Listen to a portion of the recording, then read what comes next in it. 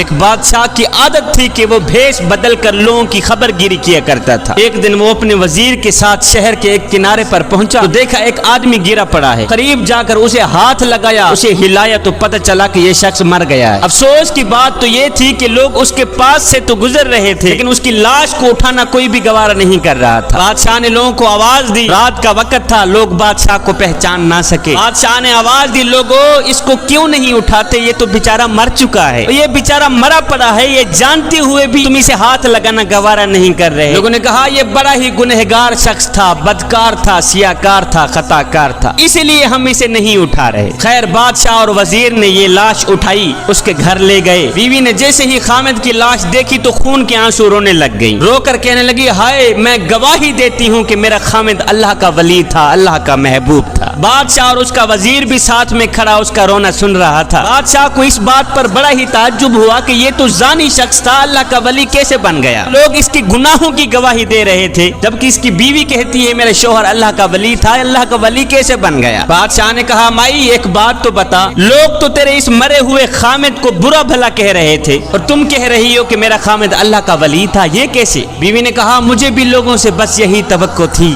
بھائیو، دراصل حقیقت یہ ہے کہ میرا خامد روز شراب خانے جا کر شراب خریدتا اور گھر لا کر گڑھے میں بہا دیتا اور ساتھ میں کہتا چلو کچھ تو گناہوں کا بوجھ مسلمانوں سے ہلکا ہوا۔ پیتا نہیں تھا، وہاں سے شراب لے کر گھر آ کر گڑھے میں بہا دیتا تھا، کہتا جو شراب میں نے خرید کر گڑھے میں ڈالی ہے اگر یہ شراب کوئی اور لے جاتا تو ساری رات گناہوں میں گزارتا۔ اسی طرح میرا شوہر رات کو ایک گندی عورت کے پاس جایا کرتا تھا، اسے ایک رات کی اجرت دے کر کہتا کہ تم اپنا دروازہ بند کر دو، آج کی رات کوئی بھی تیرے دروازے پر نہ آئے۔ صبح گھر آ کر کہتا شکر ہے میرے مالک، آج اس عورت کا اور نوجوان مسلمانوں کے گناہوں کا میں نے کچھ بوجھ تو ہلکا کر ہی دیا ہے۔ اب لوگ میرے شوہر کو ان جگہوں پر آتا جاتا دیکھتے اور برا بھلا کہتے، میں شوہر کو کہتی تو یہ نیکیاں تو کر رہا ہے لیکن جب تم مرے گا تو کوئی بھی تجھے غسل دینے کو آمادہ نہیں ہوگا۔ میرا شوہر مسکرا کے کہتا کہ تم گھبراؤ نہیں، تم اپنی آنکھوں سے دیکھو گی کہ میرا جنازہ وقت کے بادشاہ پڑھیں گے۔ یہ سن کر بادشاہ رو پڑا،